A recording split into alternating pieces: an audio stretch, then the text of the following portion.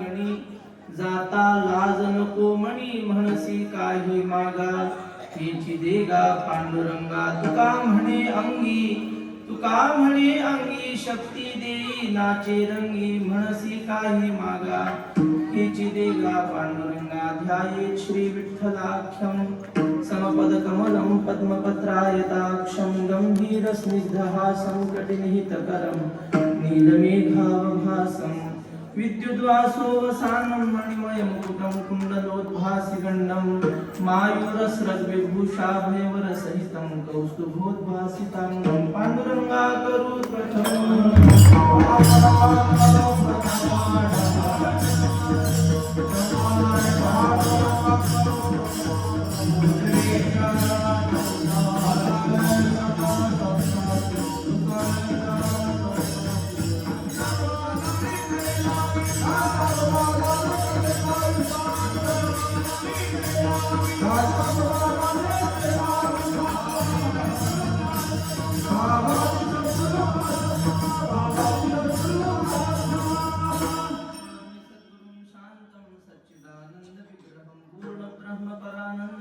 मी क्षमानंदी वल्लभं सेवेलागी सेवक झालो तुमच्या लागलो निज चरणा अहो स्वामी तुकया देवा यावरी न करावा अभिमेत हरिदासाची घरी मज उपजवा जन्मांतरी मनसी काही मागा हे जिदेगा पांडुरंगा सेवेकरिता निवडलेला अभंग महान भगवत भक्त संत सम्राट विश्ववंद्य महाराष्ट्र भूषण जगद्गुरु श्री संत तुकाराम महाराज यांचा असून या अभंगातून महाराज भगवंताकडे हरिदासांच्या घरी जन्म मिळावा अशी मागणी करतात. विठ्ठल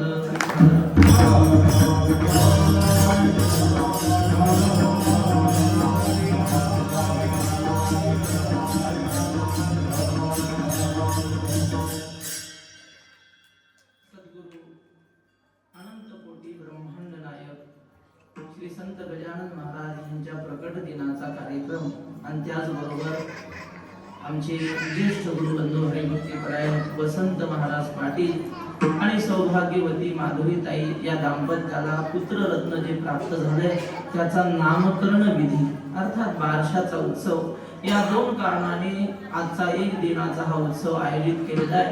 आणि या उत्सवाकरिता परिसरातील सगळे भाविक मंडळी या कुटुंबाचे नातेवाईक मंडळी आणि त्याच पद्धतीनं परमार्थ प्रेमी वारकरी या ठिकाणी आलेले आहेत. इथं आल्यानंतर असं जाणवलं की काही कार्यक्रम माणसं आयोजित करत असतात आणि काही कार्यक्रम स्वतः देवाच्या मनात असतात आणि देव घडून आणतो काही कार्यक्रम. इथं आल्यानंतर मला एवढे काही योगायोग दिसले. म्हटलं हा कार्यक्रम पुढे माणसाच्या मनातला नाही देवाच्या मनात आहे हा कार्यक्रम हवा. माझ्या मनात नव्हता आमचे बजरंग दादा इथे भेटते. त्यांनी लहानपणात मला म्हणजे धोतर नेसण्यापासून शिकवलेले आणि ते आज मृदंग वाजवायला माझ्यासोबत. ही सगळे माझे ज्येष्ठ गुरुबंधू मंडळी ह्यांच्याकडे पाहून आम्ही आळंदीमध्ये थोडीफार जी साधना केली. सगळे ज्येष्ठ गुरुबंधू या ठिकाणी आहेत. कोल्हाऱ्याचे वारकरी मंडळी आहेत. त्याच पद्धतीनं मुंबईला राहून जे वारकरी संप्रदायाची सेवा करतात अशी भाविक मंडळी परवा भंडाऱ्या डोंगरावर जो सप्ताह झाला त्या सप्ताहाला मुंबईहून 2500 चपात्या ज्यांनी आणून दिल्या अशी अन्नदानाची सेवा ज्यांनी केली अशी भाविक मंडळी इथे उपस्थित आहे. हे सगळे योगायोग पाहिले आणि असं वाटलं की भगवंताच्या मनात आहे हा उत्सव आणि सगळ्या पद्धतीचे लोक आहेत ना महाराज इथं.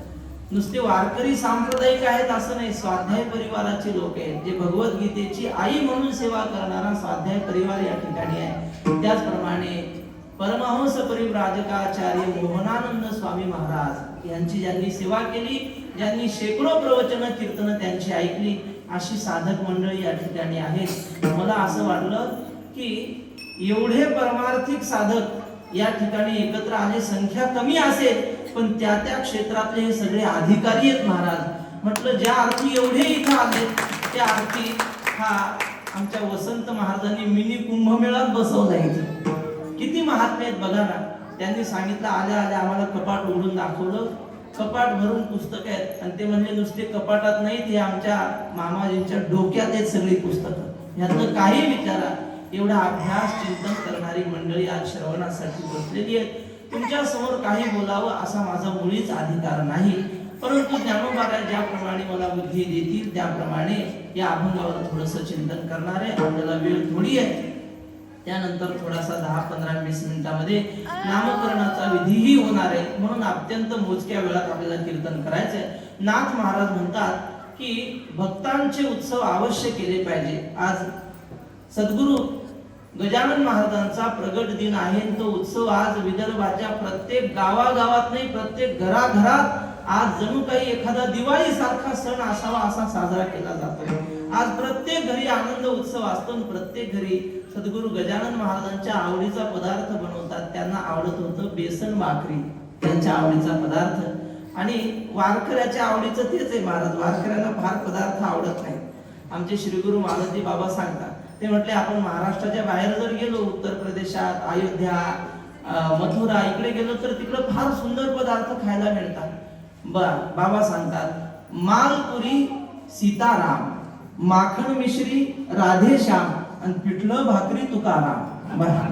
महाराष्ट्राचं वारकऱ्याचं आवडतं जेवण म्हणजे साधं, आणि तोच पदार्थ सद्गुरु गजानन महाराजांना आवडायचा. आज विदर्भातल्या घरोघरी सद्गुरु गजानन महाराजांना आणि आदरांजली दिली जाते, त्यांना नमस्कार केला जातो, त्यांचं स्मरण या निमित्तानं केलं जातं. अशाच प्रकारचा उत्सव महाराष्ट्रात अनेक ठिकाणी होतो. आज योगायोग नामकरण विधी आणि गजानन महाराजांचा प्रकट दिन असल्यामुळे हा अभंग सेवेसाठी घेतलेला आहे. नाथ महाराज म्हणतात, आधी नाथ महाराजांनी सांगितलेली गोष्ट सांगतो, मग नाथ महाराजांची ओवी सांगतो. गोष्ट आम्ही सद्गुरु मारुती बाबा कुरेकर यांच्या मुखातून ऐकली. ते म्हटले एका माता माऊलीने सुवासनी घालण्याचा कार्यक्रम ठेवला. जेव घालायच्या सुवासनी म्हणून 5 सुवासनी जेवायला सांगितल्या. ठरलेल्या वेळात त्या महिला आल्या, पण एका महिलेने आपल्या कडेवर छोटस 3-4 वर्षाचं तिचं बाळ त्याला ती घेऊन आली. ह्या बाईने पाहिलं, ती म्हटली का ग, मी जेवायला तुला सांगितलं होतं की ह्या कारट्याला घेऊन ये म्हटली होती, ह्याला का आणलं असं म्हणून रागावली. आणि तिच्या कडेवरचं ते लेकरू खाली ओढलं आणि त्याच्या माथ्यात म्हणजे त्याच्या टाळक्यात लाता मारल्या त्या पोराच्या. आणि तिला सांगितलं ह्याला अजिबात घरात येऊ द्यायचं नाही, तू घरात चल, तुझ्यासाठी पान वाढून ठेवलंय. असं म्हटल्यावर नाथ महाराज म्हणतात, आता ती आई जेवण करील का? ही घर मालकीन म्हटली, अगं तुझ्यासाठी मी पैठणी आणून ठेवलेली आहे आणि वरून त्याच्यावर 1100 रुपये दक्षिणा देणार आहे, चल की लवकर जेवायला. ती म्हटली तुझी पैठणी आणि तुझी ती दक्षिणा तिकडं चुलीत घाल. माझ्या बाळाला का मारलं? माझ्या बाळाला मारलं ना, आता मी तुझ्या घरी जेवण करू शकत नाही. नाथ महाराज म्हणतात, बाळक एक एकुलता, त्यासी माथा हाणितल्या लाता, मग पाटोळा ही नेसविता, शोभली माता समजेना.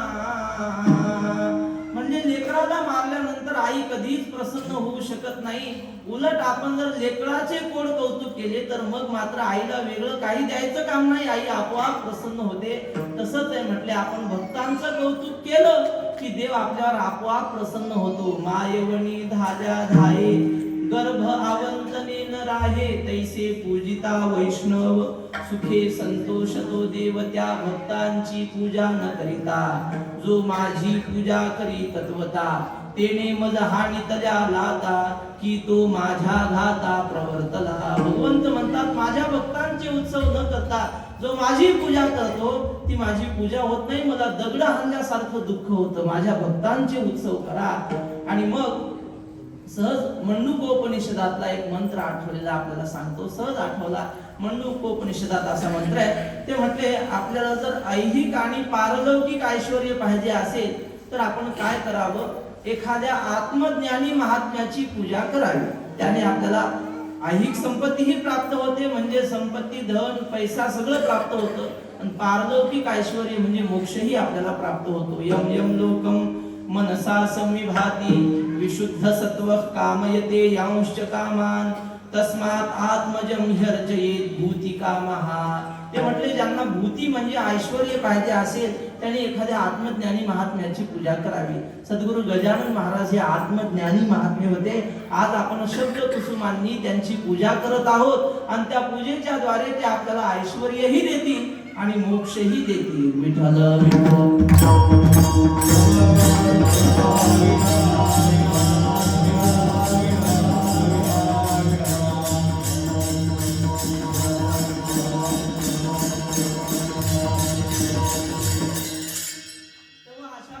संत महात्म्यांचे उत्सव अवश्य केले पाहिजे. नाथ महाराज म्हणतात जर आपल्याला देवानं सामर्थ्य दिलं असेल तर आपण एकट्याने संतांचा उत्सव करावा. पण तेवढं सामर्थ्य नसेल तर गावातल्या भाविकांची मदत घ्यावी, पण संतांचा उत्सव करावाच. अंगी असता सामर्थ्य वैभव सोये करावा महोत्सव का मिळवूनिया सर्व महोत्सव करावा. अशा पद्धतीचा संत महात्म्यांचा उत्सव या ठिकाणी आयोजित केलेला आहे आणि त्याला अनुसरून बारसही व्हावं आणि संतांचंही वर्णन व्हावं असा अभंग निवडला. या अभंगातून तुकाराम महाराज देवाकडे मागणी करतात. वारकरी सांप्रदायिक संतांची पद्धती अशी आहे, साधू संत सांगतात देवाची सेवा तर खूप करायची पण देवाकडे काहीच मागायचं नाही. तुकाराम महाराज म्हणतात की मागावं कधी वाटतं जेव्हा आतून आपण कमतरता आपल्याला जाणवते. ज्ञानेश्वर महाराज म्हणतात जो कुमुद दळाचे निथाटे जेविला चंद्र किरणे चोखटे तो चकोर काय वाळवंटे चुंबित असे. ज्या चकोराने कमळाच्या कोवळ्या पत्रावळीवर कोवळ्या पाकळीवर चंद्रामृताचं सेवन केलेलं आहे तो चकोर पक्षी वाळवंटातले खडे खाईल का महाराज? तो खड्याकडे जाऊ शकत नाही कारण त्याने चंद्रामृताचं सेवन केलंय. तसं ज्याला परमात्मा सुखाचा अनुभव आला तो विषय सुखाची मागणी कशाला करेल? तो इकडे येऊ शकत नाही. तुकाराम महाराज म्हणतात मागतो कोण? जो परमात्म्यापासून विन्मुख झाला, जो परमात्मा स्वरूपापासून स्वतःला वेगळं समजतो तेव्हा त्याच्याकडे मागण्याची इच्छा निर्माण होते, त्याला मागावं अशी मनामध्ये भावना होते. तुकोबारायांनी आंधळ्या पांगळ्याच्या एका अभंगात सांगितलं देवा माझ्याकडे हे दीन करुणा भागण्याची अवस्था कधीपासून आली? तुझ्यापासून मी वेगळा झालो त्या क्षणापासून माझ्याकडे दारिद्र्य आलं, माझ्याकडे कारुण्य आलं आणि ही दशा तुझ्यापासून विन्मुख झाल्यामुळे आली. भागितो करुणा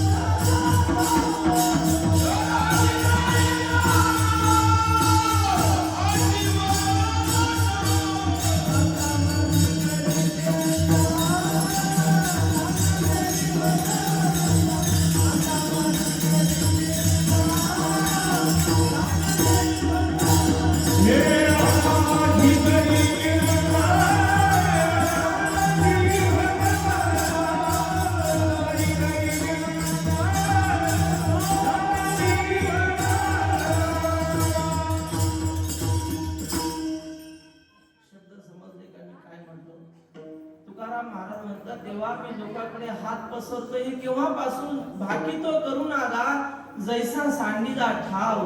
तुझं स्वरूप सोडल्यापासून मला हात पसरण्याची वेळ आली. पण जे आत्मज्ञानी असतात स्वरूपापासून कधी बाजूला जातच नाही त्यांना हात पसरण्याची वेळ येत नाही. आणि संप्रदायातले सगळे संत असे आत्मज्ञानामध्ये तल्लीन असलेले आहेत. नाथ महाराजांनी सद्गुरु कसा असावा याबद्दल एक ओवी लिहिली. नाथ महाराज म्हणतात शब्दज्ञानी पारंगत शिष्य बोधी समर्थ असा सद्गुरू असावा की जो शब्द ज्ञानामध्ये प्रवीण आहे आणि शिष्याला बोध करण्याविषयीही प्रवीण आहे. वा काय सुंदर नाथ महाराज म्हणतात. गुरु नुसता आत्मज्ञानी चालत नाही, त्याला शास्त्रज्ञान पाहिजे, ग्रंथांचं ज्ञान पाहिजे. नाहीतर एखादे जन्मतः ज्ञानी असतात ते त्यांच्या बोधात तल्लीन राहतील पण ते विद्यार्थी घडवू शकत नाही. कारण विद्यार्थी कधी काय प्रश्न विचारेल सांगता येत नाही. एक सद्गुरू आपल्या विद्यार्थ्यांना श्लोक शिकवत होते. वदनी कवळ घेता म्हणा की नाम घ्या श्री हरीचे सहज हवन होते जीवन करी जीवित्वा उदर भरण नोहे राहिजे यज्ञ कर्म. हा श्लोक विद्यार्थ्यांना शिकवला. त्यातला एक विद्यार्थी हुशार होता. तो म्हटला गुरुजी तुम्ही आता श्लोकात काय सांगितलं जीवन करी जीवितवा अन्न हे पूर्ण ब्रह्म. गुरुजी अन्न पूर्ण ब्रह्म आहे. गुरुजी म्हटले अरे खरंच पूर्ण ब्रह्म आहे अन्न. आणि तो म्हटला मग काल तुम्ही पाठात असं सांगितलं की ब्रह्म सच्चित आनंद स्वरूप आहे. ब्रह्मामध्ये कधी बदल होत नाही, ब्रह्माला काही विकार होत नाही, ब्रह्म कधी विटत नाही. आणि आज तुम्ही सांगता अन्न ब्रह्म आहे. अन्न विटतं की नाही सांगा. आज केलेली भाजी उद्या विटून जाते की नाही. आणि ब्रह्म विटत असतं का असं म्हटल्यावर गुरुजी शांत बसले. त्यांनाच कळेल आता याला उत्तर काय द्यावं. खरंच आहे ब्रह्म काही विटत नाही, अविट आहे ते. आणि अन्न तर विटतं, मग अन्नाला पूर्ण ब्रह्म कसं काय म्हणतात. गुरुजीने त्याला जवळ घेतलं. गुरुजी काय असे आयरे गेले नव्हते. त्यांनी मोठ्या महात्म्यांच्या सानिध्यात अभ्यास केला.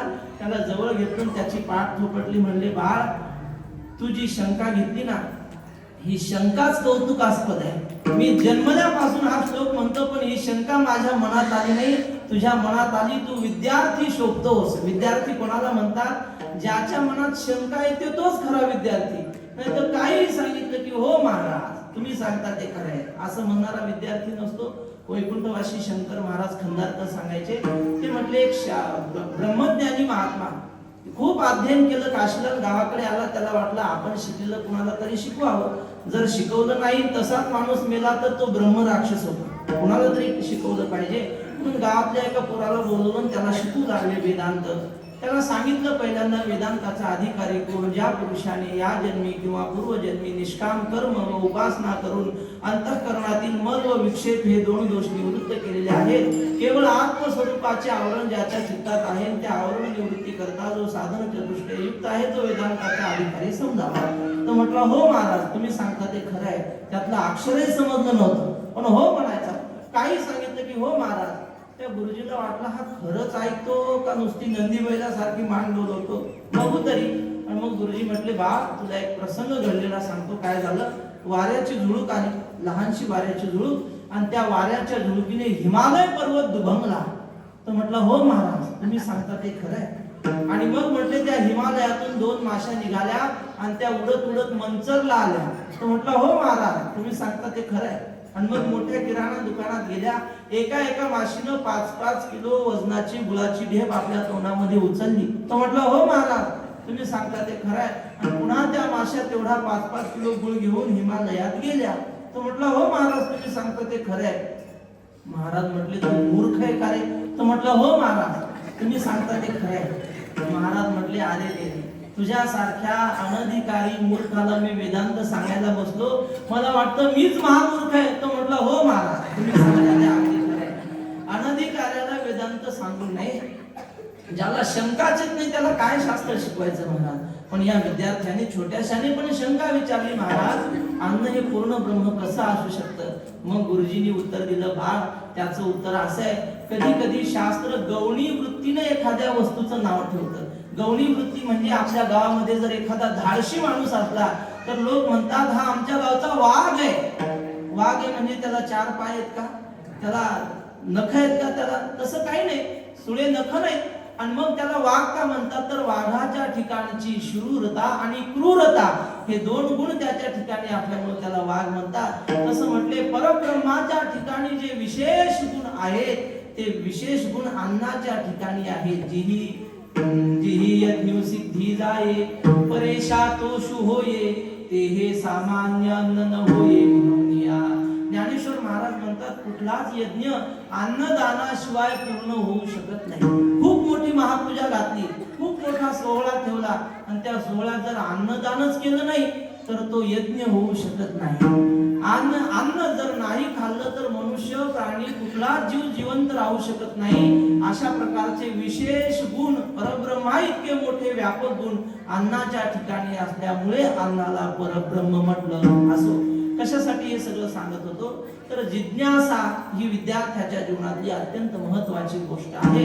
आणि आपलं धर्मशास्त्र आपल्याला असं शिकवतं की अशा प्रकारे संत महात्म्यांची पूजा भगवंताचे उत्सव आपल्याकडून अवश्य व्हावे या नियमाला अनुसरून आजचा उत्सव आहे. तुकाराम महाराज देवाकडे मागणी करतात. मागणी कोण करतो त्याविषयी आपल्याला सांगत होतो. ज्याला परमात्मा स्वरूपाची ओळख नाही तो. पण तुकाराम महाराज म्हणतात देवा आम्हाला आता पूर्ण आनंद प्राप्त झाल्या कारणाने आम्ही तुझ्याकडे हात पसरणार नाही. देव म्हटले असं नाही महाराज, काहीतरी मागा. तुकाराम महाराज म्हटले देवा आम्ही काहीतरी मागणार नाही, कारण देवाकडे जर संसारातलं काहीतरी मागितलं तर मिळालेला देव आपल्यापासून दूर जातो. काय सुंदर रामायणात प्रसंग आहे. अगदी 2 मिनिटात सांगतो. भगवती सीता माता अशोक वाटिकेमध्ये होती. अशोक वाटिका कुठे आहे? आपल्या मंथरच्या पलीकडे, आंबेगावच्या जवळ. कुठे अशोक वाटिका?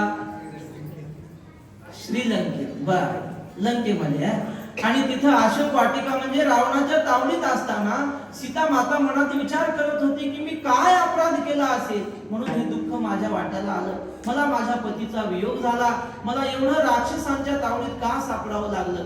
कारण मानवी जीवन असे काहीतरी चूक झाल्याशिवाय काहीतरी शिक्षा होत नाही. भगवान व्यास महर्षी सांगतात की जशा 1000 गायींचा कळप असावा, आणि जर वासरू सोडलं तर गायी 1000 असो नाही तर लाख असो, ते वासरू बरोबर त्याच्या आईपाशीच जातं. पण ते गावरान गायीचं आपलं तर दुसरी एक गाय असते. कोणती? जर्सी नाही, ती जराशी गाय असते. गायीचा गुण थोडाच आहे. आपली क्षमा मागून सांगता, भारताचं मेडिकल असोसिएशन आहे ना, त्यांनी असा निष्कर्ष काढला. ते म्हणले भारतामध्ये होणारा कॅन्सर त्यापैकी 50% कॅन्सर जर्शा गायीच्या दुधामुळे होतो आहे. विठ्ठल विठ्ठल.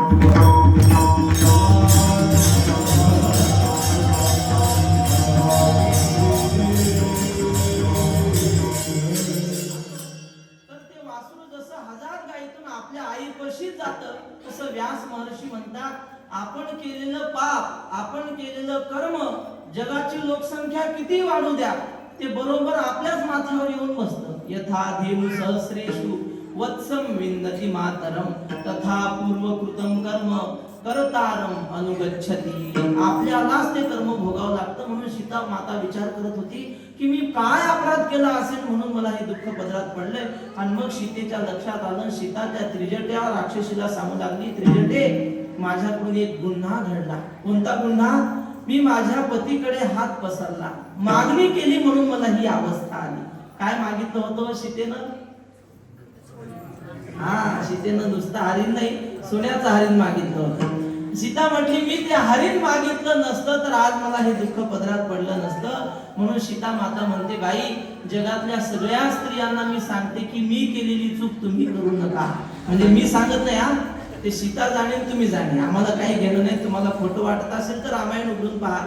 सीता माता म्हणते भ्रतारापाशी जे मागणे ते स्त्रियेचे निंद्य जिणे, मागण्या निमित्त मजरावणे आकर्षणे निज बंधू. सीता माता म्हणते जी स्त्री आपल्या पतीकडे सतत हात पसरते, मला हे पाहिजे, मला हे आणा, ते आणा, असं सतत म्हणत राहते ना, सीता माता म्हणते त्या बाईचं जीवन निंद्य आहे, तिच्या जगण्यात अर्थ नाही. अगं माझ्या मागण्याची कथा, माझी मजची पडली घाता, बंदी पडले लंका नाथा, श्री रघुनाथा अंतरले. माझ्याकडे बघा ना, मी पतीकडे मागितल्यामुळं मला राक्षसांच्या तावडीत सापडावं लागलं. मी हे सगळं तुम्हाला का सांगितलं? आपल्याला रामायण शिकवतं की आपण संसारातलं काही देवाकडे मागितलं तर आपल्याला मिळालेला देव आपल्यापासून दूर जातो. म्हणून तुकाराम महाराज म्हणतात, देवा तू मला किती आग्रह कर, मी संसारातलं काही मागणार नाही. अरे तुझ्या कृपेनं सगळं आहेच आहे, काय मागायचं? देव म्हटले हे पहा तुकाराम महाराज, तुम्हाला इच्छा नाही पण माझी इच्छा आहे ना, तुम्ही काहीतरी मागावं. एका ठिकाणी अशी जेवणाची पंगत आणि पंक्तीला अनेक गावातले स्नेही मंडळी आलेले आणि तरुण मुलं वाढायला होती. तरुणांचा स्वभाव असतो म्हाताऱ्या माणसाची जरा चेष्टा मस्करी करायची. आणि गावातला श्रीमंत माणूस पण वयस्कर तो पंक्तीला बसलेला. पोरं काय करायची, प्रत्येकानं जायचं आणि त्याच्या ताटात नाही म्हणलं तरी बुंदीचा लाडू वाढायचा. असं करू लागले. शेवटी म्हातारा म्हटला, हे पागडी तुम्हाला पाया पडतो मी, मला आता वाढू नका, पोट भरलंय माझं, मी आता खाऊ शकत नाही. शेवटी एक पोरगा आला तो म्हटला, नाही नाही माझ्या हातात एवढा लाडू घ्याच. असं म्हटल्यावर म्हातारा जरा रागावला. तो म्हटला, काय रे तुम्हाला काय वाटतं, मला घरी अन्न भेटत नाही का? मी काय भिकारी आहे का? 100 एकरचा मालक आहे म्हणे, 10 ट्रॅक्टर आहेत माझ्या घरी आणि मला मिळत नाही म्हणून आलोय का? एवढा का आग्रह करता? पोरं जरा घाबरले. म्हणजे म्हातारा आता तापलाय जरा, आता कोणी वाढू नका. म्हातारा म्हणला, आता जर मला लाडू ठेवला तर मी बी ठेवून देईन. मग असं म्हटल्यावर मग कशाला कोणी येतोय महाराज? मग कोणी येईना. पण म्हातारा शेवटचा लाडू खात होता. तेवढ्या परिसराचे खासदार साहेब आले. आणि मग निवडणूक जरा जवळ आलेली होती. खासदार साहेब म्हटले मला सुद्धा सेवा करायची.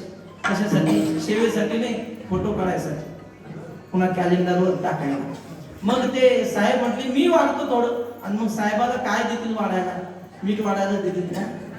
मुख्य पदार्थ लाडूच वाढायला घेतले. आणि ह्यांचं जेवण चालू होतं. कोणाचं? त्या म्हाताऱ्या बाबाचं. त्यांच्यापाशी साहेब आले, म्हटले बाबा एवढा लाडू घ्या. ते म्हटले आता साहेब तुम्हाला काय सांगू, मी आता एवढा जेवलो तर केलं तर माझ्या नरड्यात तुम्हाला लाडू दिसतील. एवढा जेवलोय म्हणजे आता मला मुळीच आवश्यकता नाही. ते म्हटले बाबा ते ठीक आहे, पण माझा हात मोडू नका. बाबा म्हटला हे बा मला तर गरज नाही, पण आता खासदार साहेब तुम्ही आग्रह करता तर द्या तुमच्या हातचा हे. तसं तुकाराम महाराज म्हटले देवा मला तर गरज नाही बाबा, पण आता तू मागा म्हणतोस तर दे. मग काय पाहिजे? अभंगाचं प्रथम हरिदास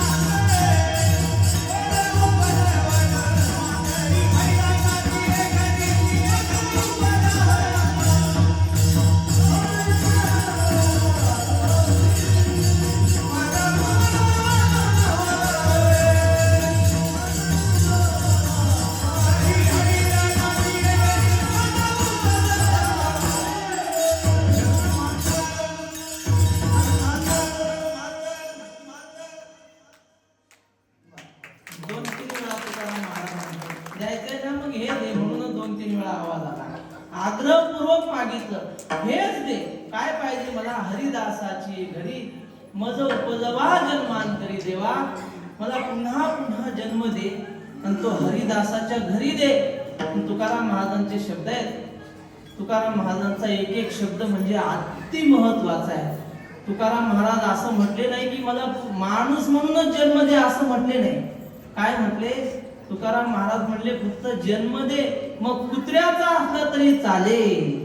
तेथे राम नाम होईल श्रवण किंवा संत समागम, एखादी परी भावे त्यांचे द्वारी श्वानयादी. त्यांच्या दारातला मला कुत्रा कर, नाही त्यांच्या नहाणीतला किडा जरी मला केला तरी चालेल का?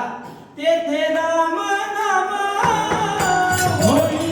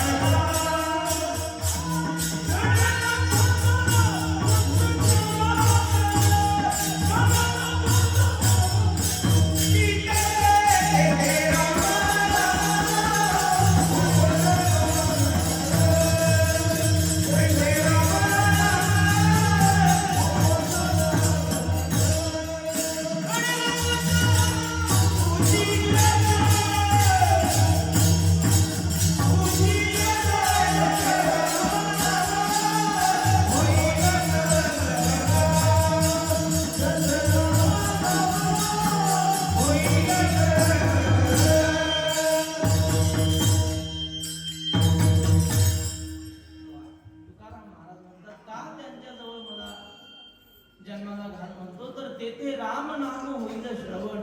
संतांच्या घरी रोज काकडा होतो. नामदेव राय म्हणतात हे घर वारकऱ्याचं आहे की पुढाऱ्याचं आहे, कशावरून ओळखायचं?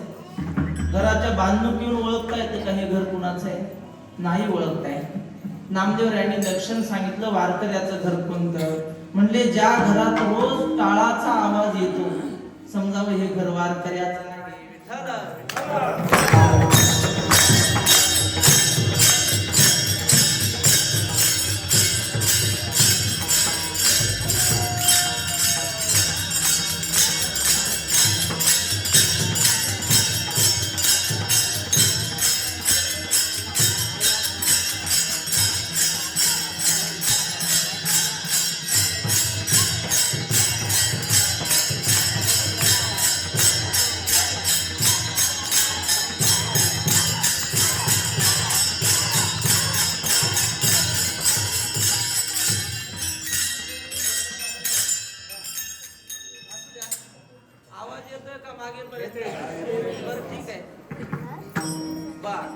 मी आपल्याला काय सांगत होतो बोला.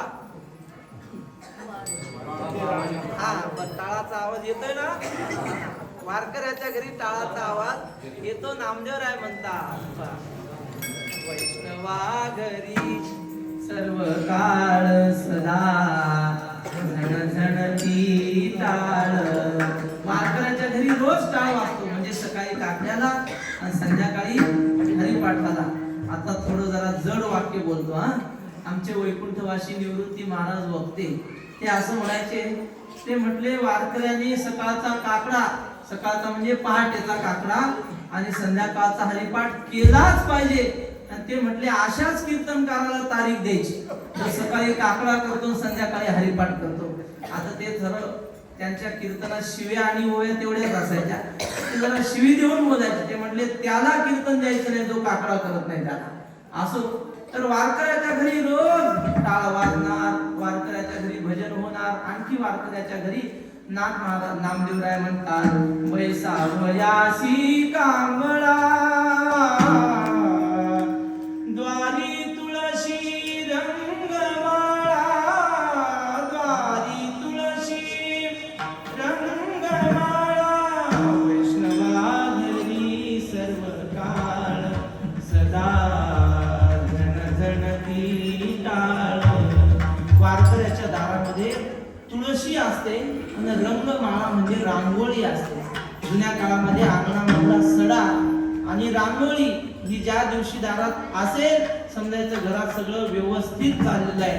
आणि ज्या दिवशी अंगणात रांगोळी नाही, अंगणात सडा टाकलेला नाही, समजायचं कुणीतरी म्हणजे रांगोळी काढणारे कुठं गावाला गेले असं समजा, काही समजा, पण ते चांगलं वाटत नव्हतं. अंगणामध्ये सडा रांगोळी पाहिजे, वारकऱ्याच्या घरी ते असतं. तुकाराम महाराज म्हणतात, देवा मला तो काकडा ऐकायचा आहे, मला तो हरिपाठ ऐकायचा आहे, मला वारकऱ्याच्या घरी सगळा परमार्थ करायचा आहे, म्हणून बाकी काही दे अथवा न दे, पण अशा वारकऱ्याच्या घरी जन्म दे जो हरिभजन करतो, जो हरीची सेवा करतो आणि जो खरोखर हरीचा दास आहे, ज्याला अंतःकरणापासून देव आवडतो. आवडे ज्या हरी अंतरापासूनी ऐसियाचे मनी आर्त माझे. नाहीतर तुकाराम महाराज म्हणतात, आम्हाला इतर दास भेटतात, संसाराचे दास पावलो पावली भेटतात. तुकाराम महाराज म्हणतात, अरे कारे दास होसी संसाराचा. खरं म्हणजे काय? खरं म्हणजे खरं खोटं बोलणं, ते खरं नाही. इथं खरं शब्दाचा अर्थ होतो गाढव. तुकाराम महाराज म्हणतात, संसाराची नुसती संसाराची सेवा करणारा माणूस गाढव असतो. गाढव काय करतो? ओझं वाहत ते. तसे काही लोक म्हणतात, मी आहे म्हणून घर चाललं, बाकी कुणाला काय जमतं? अहो, बापानं मला काहीच दिलं नाही, मी सगळं प्रपंच उभा केला. तुकाराम महाराज म्हणतो, हा मी म्हणून ओझं वाहतोय ना, हा दिसायला माणूस आहे पण मनात खरा गाढव आहे. म्हणजे ओझं वाहतोय ना, मी म्हणून ओझं व्हायला लागला की समजायचं तो गाढव आहे. बैलगाडी चालते, त्या बैलगाडीच्या खाली कुत्रा चालतो आणि गाडी चढायला लागली, ते कुत्र दम टाकतं, मोठ्या मोठ्या धापा टाकतो. का? त्या कुत्र्याला वाटतं ही गाडी मीच ओढतो की काय. तू ओढत नाही बाबा, ओढणारा दुसराच आहे.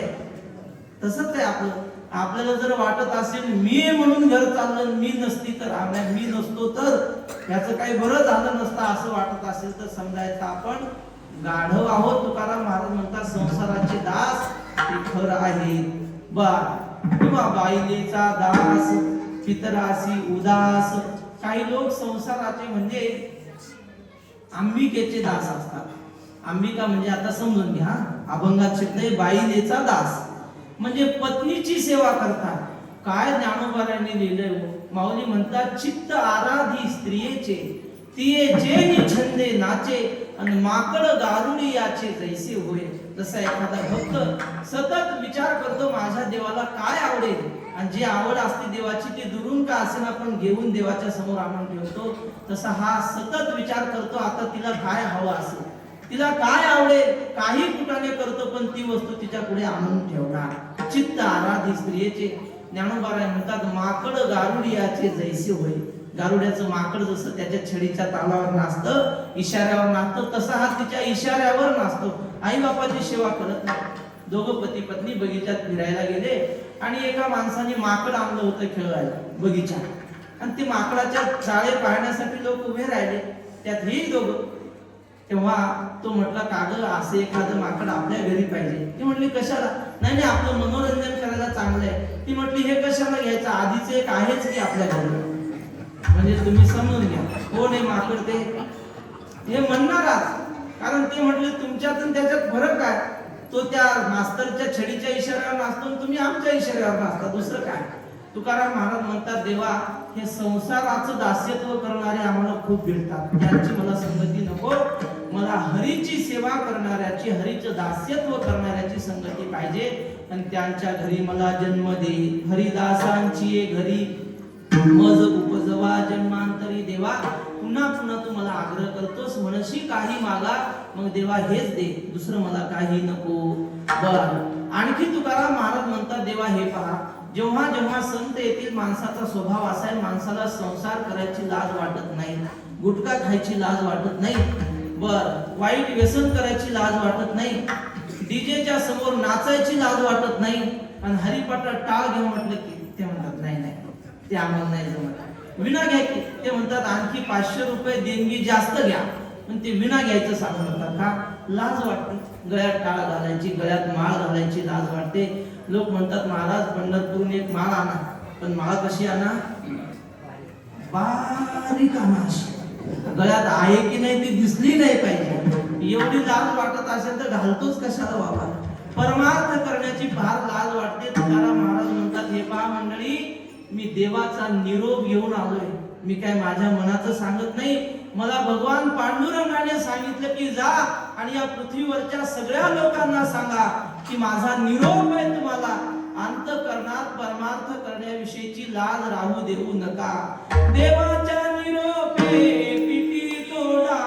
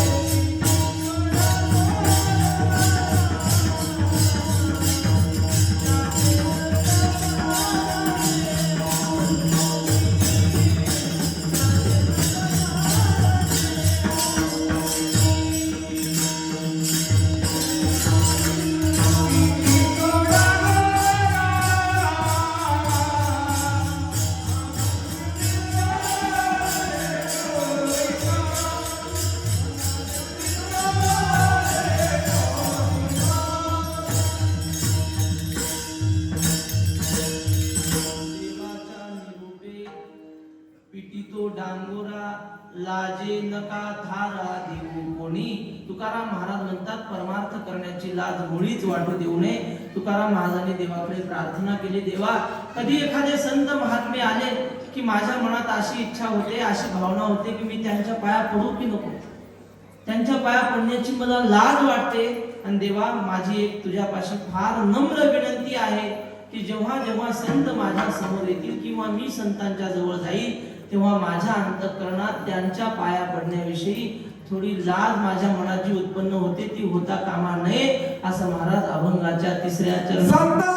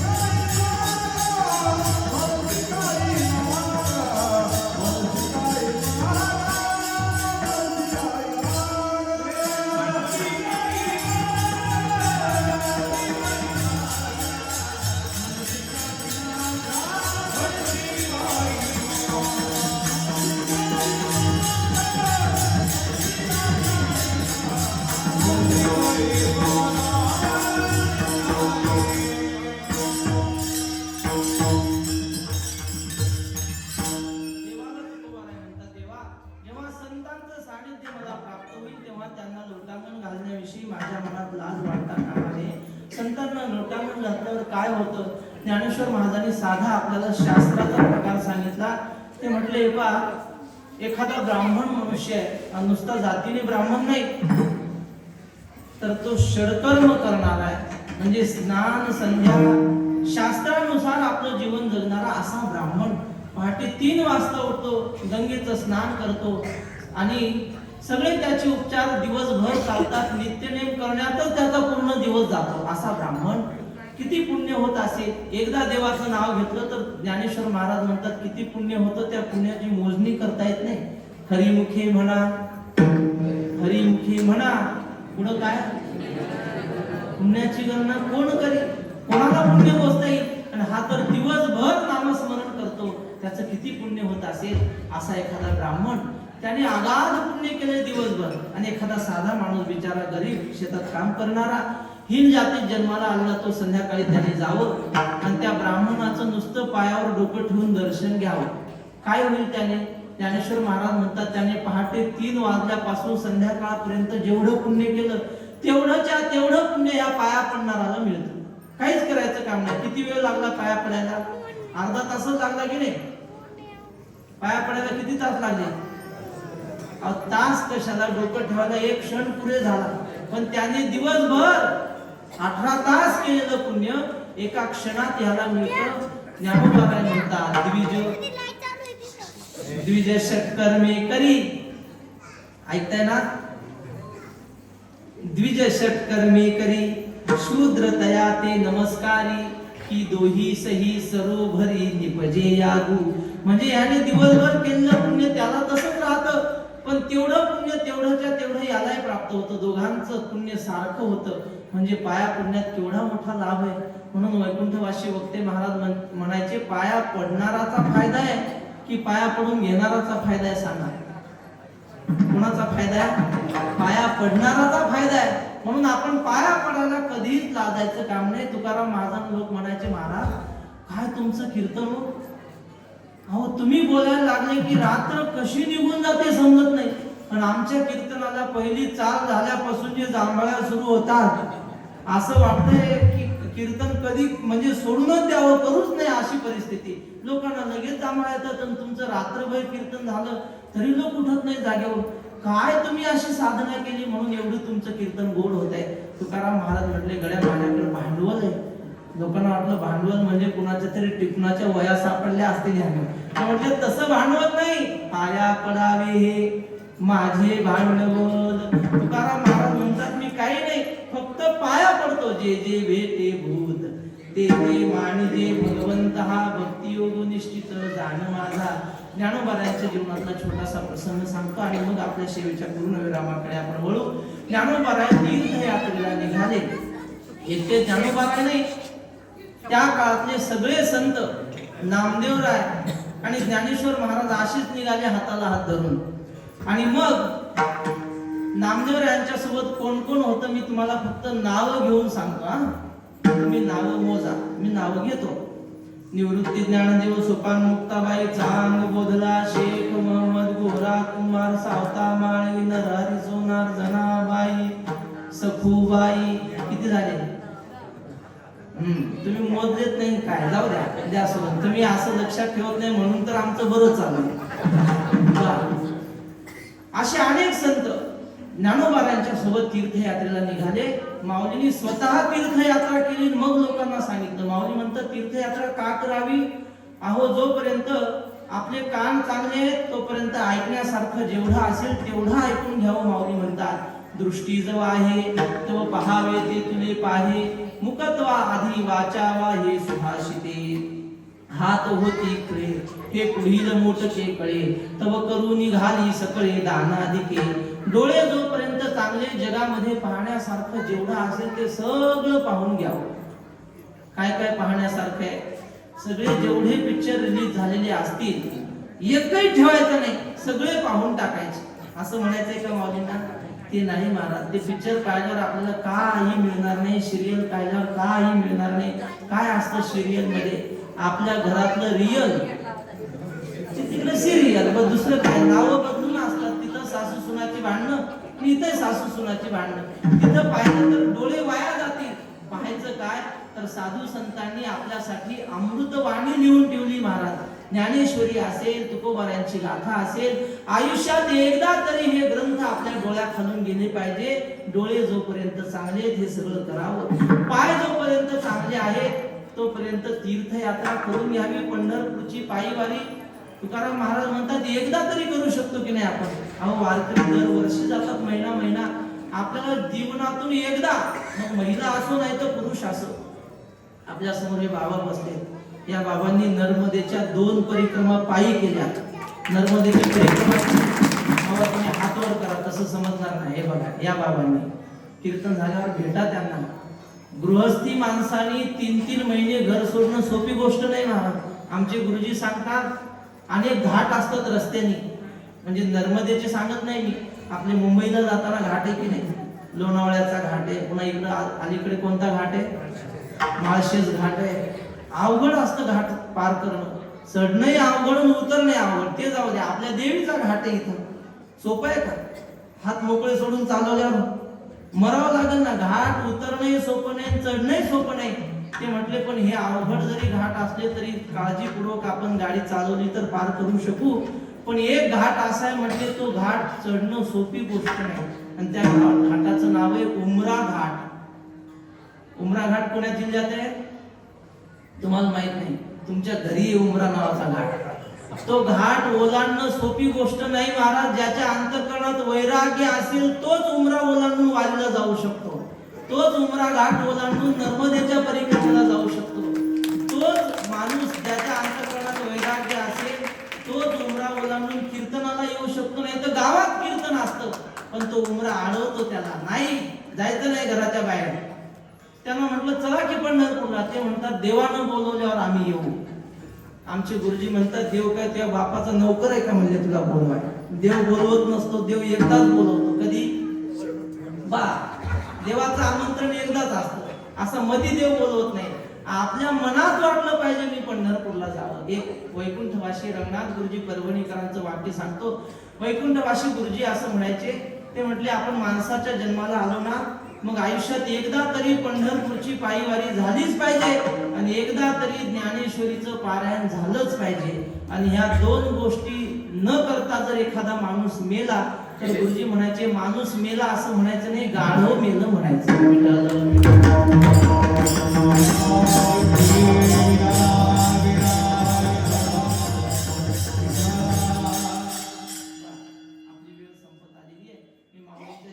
प्रसंग सांगणार होतो पण आता असू द्या, तेवढ्या ओव्याच महत्वाच्या लक्षात ठेवा. म्हणून नाईकणे पावे तवा ऐकून निघाली आघवे, पंगुन होता जावे तीर्थ जाय. बर ठीक आहे, धावता सांगतो हा दृष्टांत, आता आलाच विषय. म्हणून ज्ञानेश्वर महाराज तीर्थयात्रेला निघाले. तीर्थयात्रा करत असताना महाराष्ट्र आणि मध्य प्रदेशाच्या सीमेवर एक सातपुडा नावाचा पर्वत रांग आहे, सातपुड्याची. आणि त्या पर्वत रांगेतून माऊलींची यात्रा सुरू होती. त्या पर्वत रांगेमध्ये एक हरपाल नावाचा भिल्ल राहत होता. तो भिल्ल असा होता की तो वाटमाऱ्या करायचा, रस्त्याने येणाऱ्याला लुटायचं, त्यावर आपलं घर चालवायचं असा तो. पण त्याचा नियम असा होता, वाटसरूला पकडायचं, त्याला विचारायचं गळ्यात माळ आहे का. जर गळ्यात माळ असेल तर मग त्याला तो मारत नसेल. त्याला विचारायचा बाबा पंढरपूरची वारी करतो का. तो जर हो म्हणला तर मग त्याच्या पाया पडायचं आणि सुखरूप त्याला वाटे लावायचं. पण पंढरपूर नाही म्हणला आणि गळ्यात माळ नसली की मग आधी हाता खालून काढायचा आणि मग लुटून घ्यायचं, असा त्याचा नियम. म्हणजे वारकऱ्याची आवड होती बिचाऱ्याला. आणि त्याच रस्त्याने ज्ञानेश्वर महाराजांची दिंडी आली. टाळ मृदंगाचा आवाज कानावर पडला, त्याच्या अंगावर रोमांच उभे राहिले. आता माझे सखे येती वारकरी जीवास थोरी लागलीसे. आणि त्याने पाहिलं हा आवाज येतो कुठून. एका छोट्या टेकडीवर गेला आणि पाहू लागला तर त्याला दिसलं उंच पताका झळकली.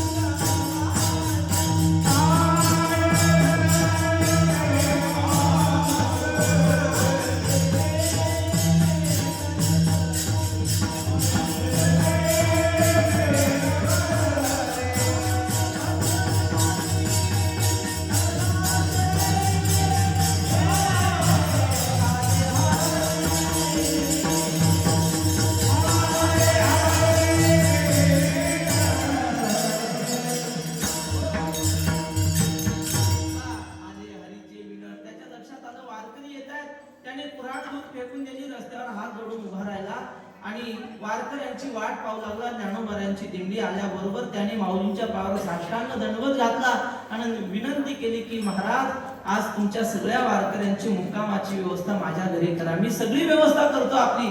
आणि मग ज्ञानेश्वर महाराजांनी पाहिलं हा दिसायला तर डाकू दिसतोय पण अंतःकरणाने सरळ आहे. आणि मग माऊली म्हटले ठीक आहे आजचा मुक्काम तुमच्या घरी. हा घरी धावतच गेला. पत्नीला सांगितलं अगं वारकरी येत आहेत आपल्या घरी, स्वयंपाकाची तयारी करती. म्हटली मालक मी स्वयंपाक करायला नाही म्हणत नाही, पण घरात काहीच धान्य नाही, पीठ नाही, काही साहित्य नाही, स्वयंपाक करू कसा. असं म्हटल्यावर न बोलता फुला बोलू नका, थोडं 5 मिनिटं फक्त. वसंत महाराज फक्त 5 मिनिटं थांबा ना दादा, 2 मिनिटं. हा तर सगळे वारकरी आले आणि तिनं सांगितलं अहो काय करू स्वयंपाकाला साहित्य नाही. मग त्याने विचार केला की आता वारकरी तर आले घरात काहीच नाही, आता काय करावं. त्याच्या लक्षात आलं काय नाही आता परत धंद्याला जावं लागेल. आणि त्याचा धंदा काय होता, वाटमारी करायचा धंदा. निघाला आणि वारकऱ्यांना सांगितलं माऊली तुम्ही थोडा वेळ तुमचं हरिपाठ पूजन हरिपाठ भजन वगैरे करा, मी आता जाऊन आलो. आणि मागच्या दाराने निघाला, रस्त्यावर येऊन उभा राहिला. कोणीतरी वाटसरू येईल त्याला मी लुटेल आणि मग बाजारातून काही आणून वारकऱ्यांना जेव घालेल अशा विचाराने. पण त्याचं दुर्दैव असं त्या दिवशी रस्त्याने एकही वाटसरू येईना. आता काय करावं. त्याने मनात विचार केला जर कोणी मला गिराईक भेटलं नाही, वारकरी माझ्या घरून उपवाशी गेले तर मी जिवंत राहणार नाही, याच कुऱ्हाडीनं मी माझा शिरच्छेद करेन. असा मनात विचार केल्याबरोबर पांडुरंगाला चिंता पडली की आता ह्याला गिराईक भेटलं पाहिजे ना, आता दुसरं कोण पाठवायचं, आपणच जाऊ म्हणजे. आणि देव स्वतः निघाला. जुन्या काळातला पाटलाचा पोशाख, मोठाच्या मोठा फेटा बांधला, बोटामध्ये चांगल्या मोठाल्या अंगठ्या घातल्या सोन्याच्या, गळ्यामध्ये सोन्याच्या साखळ्या, हातात सोन्याचं कडं, कानात मोठं सोन्याचं कुंडल घातलं आणि असं नटून थटून निघाला देव. आणि असं नटून निघाल्यावर ते रुक्मिणी मातेनं पाहिलं, तिनं विचारलं कुठं निघाला. तिला वाटलं हे चालले असतील मंचरला लग्नाला मोठे, या एवढं नटून माणूस कुठं जात असत. आणि देव म्हटलं अगं बाहेर जाणाऱ्या माणसाला असं विचारू नये कुठे जाता का, पण आता तू म्हणती म्हणून सांगतो, मार खायला चाललो, यायचंय का तुला. ती म्हटली जेथे राघव तेथे सीता, ये ना. आणि दोघही निघाले महाराज. देव म्हटले हे बघ तू येती माझ्या बरोबर, पण मी किती नटलो हे बघ. आणि मग तिनं सुद्धा महाराज तिला काय कमी आहे, जगाची मालकीन, तिनं सगळं सोनं नाणं अंगावर घातलं, गळ्यातलं घातलं, कानातलं घातलं, नाकातलं घातलं, डोळ्यात नसता सगळे अलंकार घातले आणि दोघं जण निघाले. ज्या रस्त्याला हा उभा होता त्या रस्त्याला यांची बैलगाडी, ना अशी बैलगाडी आताची थार काय करतात त्याच्याबरोबर, असे बैलाच्या गळ्यात घुंगरं घातलेले, ते घुंगरं बिंगरा आवाज आल्यावर त्याच्या लक्षात आलं कुणीतरी श्रीमंत गिऱ्हाईक येत आहे. आणि मग झाडाच्या मागे लपला, गाडी जवळ आल्याबरोबर रस्त्यावर आला, बैलाच्या वेसणीला धरलं आणि तिथून त्यानं विचारलं का रे माळे का गळ्यात. आता हा तुळशी हार गळावाला होता, पण याने काढून ठेवली होती, त्याला चालती काढून ठेवायला. तो म्हटला माळबिळ काही घालत नाही आम्ही, आम्हाला पोळी सोबत नळी असल्याशिवाय पोट भरत नाही. बा मग त्याने विचारलं वारी करतो का पंढरपूरची. तो म्हटला वारी बिरी ते गरीब लोक करतात, आम्ही करत नाही, मी इकडे वसुलीला चाललोय. म्हटले मी पाटील आहे. बा तो म्हटला पाटीलाच नाही तर पाटलाचा बाप, माळ गळ्यात नाही म्हणल्यावर मी ठोकणार. मग त्याने बैलाची व्यसन सोडून दिली आणि याच्या शर्टची कॉलर दलीन खाली ओढला आणि त्याला सांगितलं हे बघ ते सगळं अंगावरचं काढून दे. आणि अंगावरचं काढून घेतलं, यानं सोडावं का नाही आता इमानदारीनं. तसं नाही सोडलं, लाता बुक्याने मारू लागला, बेधम मारू लागला. तेवढ्यात त्या मालकीन बाईने पाहिलं, ती म्हटली अहो आमच्या मालकाला मारू नका. एक तिच्या कानाखाली लावली, लांब ढेकळत जाऊन पडली. दोघांना खूप मारलं, सगळं घेतलं काढून, बाजारात गेला, किराणा आणला, स्वयंपाक घरात सुरू झाला. पण ही दोघं जण पाहत होती इकडे तिकडे, आता खावं काय खावे आता, कोणीकडे जावे एवढंच घ्या. आणि मग ते इकडे तिकडे पाहत असताना एका दिशेनं धूर निघताना दिसला, कोणाला मार खाल्लेल्यांना. ते म्हटले ज्या अर्थी इकडून धूर निघतोय त्या अर्थी यत्र यत्र धूमः तत्र तत्र ग्रामः, इथं असं घ्यायचं. ज्या अर्थी इकडून धूर निघतोय त्या अर्थी इकडे काहीतरी गाव असलं पाहिजे. आणि त्या पाऊल वाटेनं चालत निघाले आणि धूर निघत होता या पठ्ठ्याच्या धरून. याच्या घरी स्वयंपाक चालू होता ना, आणि वारकऱ्याच्या पंक्ती बसलेल्या, त्या पंक्तीला हेही आले. आल्याबरोबर वारकरी म्हटले या जेवायला. मग पुरुषाच्या पंक्तीला हा माणूस बसला आणि महिलांच्या पंक्तीला ही बाई बसली. आणि मग वाढ सुरू झाली. किती पदार्थ केले होते यादी सांगतो आपल्याला. बेसन दळ, मोजा बरं पुन्हा म्हणचाल मला सांगितलं. बेसन दळक रंजा, बुंदी श्रीखंड पुऱ्या ताजा, शर्करा दधी नवनीत आजा, सांडगे वडे पापड भाजा. किती झालं नाही का मोजत, जाऊ द्या बरं आहे, मोजत नाही हेच चांगले. मग असे अनेक पदार्थ केलेले. मग वाढू लागला तो हरपाल. वाढता वाढता त्याच्या लक्षात आलं ज्याला आपण मारले बेदम तो तिथं येऊन बसलाय पंक्तीला.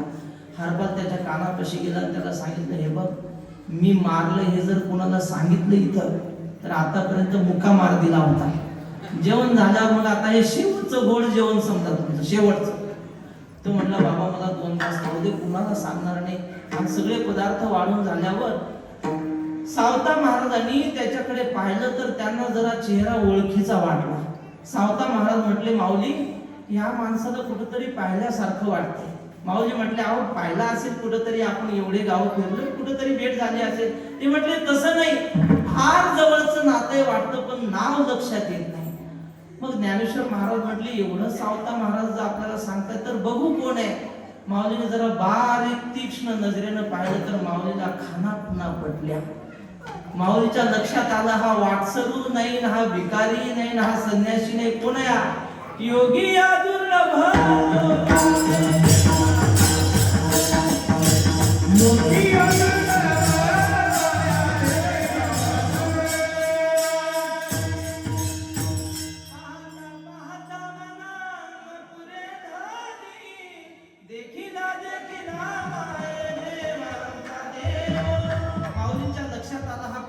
पांडुरंग आहे. पण आता जर मी सांगितलं सांगितलं तर हे लोक जेवायला बसलेली ताटं देतील सोडून आणि दर्शन बारी सुरू होईल. सांगायचं नाही म्हटले. आता माऊली उठले आणि त्या हरपालाला बोलवलं, ये इकडे संकल्प सोडायला. त्याच्या हातावर पाणी दिलं आणि त्याला म्हटले, म्हण माझ्या माग, अनेन अन्नदानेन भगवान विश्वात्मा प्रियताम, असं म्हणून संकल्प सोडला. आनंदानं वारकरी जेवले. जेवल्यानंतर मग माऊलीने त्याला सांगितलं, बाबा आज तुझ्या जीवनातला सोन्याचा दिवस आहे. हा समोर जो माणूस दिसतोय तो साधा माणूस नाही, हा पंढरीचा पांडुरंग आहे. आणि ती समोरची स्त्री दिसते ना, ती साक्षात महालक्ष्मी असलेली भगवती रुक्मिणी माता आहे. असं म्हटल्यावर तो हरपाल रडायला लागला. त्याला वाटलं, अरे आपण वारकऱ्याला एवढं मानतो, वारकऱ्याच्या आराध्याला आपण लातांनी मारलं. त्याने साष्टांग दंडवत घातला, देवाला क्षमा मागू लागला. करा क्षमा अपराध महाराज तुम्ही. सिद्ध देवानं सांगितलं, हरपाला काळजी करू नको, भक्ताच्या लाता खायची जुनी सवय म्हणले. अजूनी पाऊलाची मुद्रा मी हृदयी वाहे गा सुभद्रा, आपली या दैव समुद्रा जतने लागी. भगवंताने आपल्या छातीवरची खूण दाखवली. असो, मी आपल्याला हा सगळा प्रसंग कशासाठी सांगितला, त्या हरपाल डाकू होता, पण त्याच्या घरी देव आला. देव जेवला नाही, नुसत्या भाकरीने खाल्ल्या देवाने, त्याचा मारही खाल्ला. कशामुळे खाल्लं सांगा एवढं? आता त्याला देव भेटल्यावर काय पाहिजे, पण फक्त संतांना लोटांगण घातल्यामुळं तुकाराम महाराज म्हणतात, देवा संतांना लोटांगण घालण्याविषयी मला लाज वाटू देऊ नको, आता सरळ घेऊ. तुकाराम महाराज म्हणतात, आणखी एक मागणं आहे की मला भगवंताच्या कीर्तनात नाचायचंय, भगवंताचं रात्रभर जागर करून भजन करायचंय, आणि त्यासाठी माझ्या अंगामध्ये शक्ती पाहिजे. देवा मला भगवंताच्या कीर्तनात नाचण्यासाठी अंगामध्ये शक्ती दे, असं महाराज अभंगाच्या शेवटच्या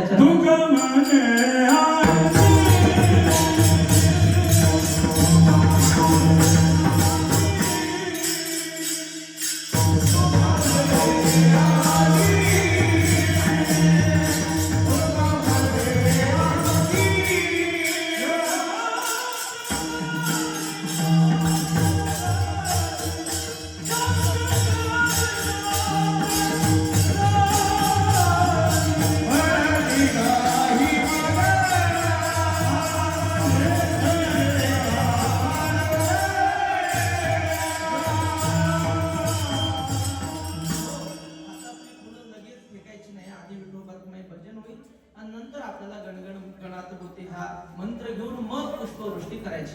बरोबर ना महाराज? विठोबा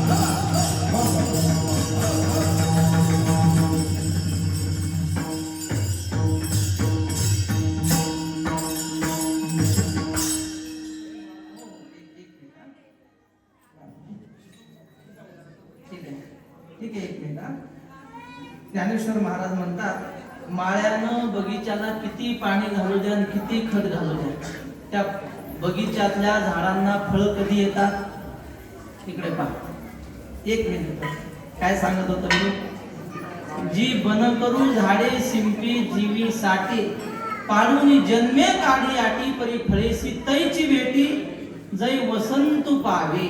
वसंत ऋतू आल्याशिवाय झाडाला फळ लागत नाही. किती खत घाला, किती त्याला पाणी घाला, वसंताची गरज आहे फळ येण्यासाठी. आणि आज सद्गुरू गजानन महाराजांच्या कृपेने त्या वसंताच्या संसार रूपी वृक्षाला फळ आले. वसंताशिवाय फळ येऊ शकत नाही. वसंताच्याच आमचे सद्गुरू वसंत महाराज आहेत.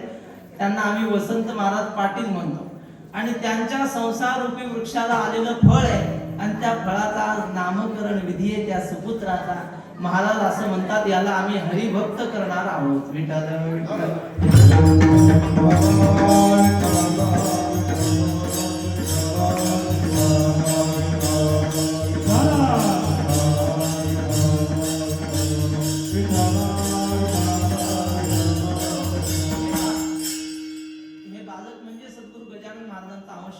कारण त्याचे पिताश्री सद्गुरू गजानन महाराजांच्या सानिध्यातच लहानाचे मोठे झाले. आम्ही त्यांच्या घरी गेलेलो आहोत. लहानपणापासून आम्ही आळंदीत सोबत राहिलो. असं हे गजानन महाराजांचा अंश असलेलं बाळ, त्याचा आपल्याला नामकरण विधी करायचं आणि त्याआधी सद्गुरू गजानन महाराजांचा प्रगट महोत्सव करायचा. एक भजन होईल, गण गण गणात बोते, आणि ते भजन झाल्यानंतर पुंडलिक वरदा म्हणत सगळ्यांनी पुष्पवृष्टी करायची. म्हणजे सद्गुरू गजानन महाराजांचा प्रगट जन्मोत्सव करायचा. गण गण गणात बोते,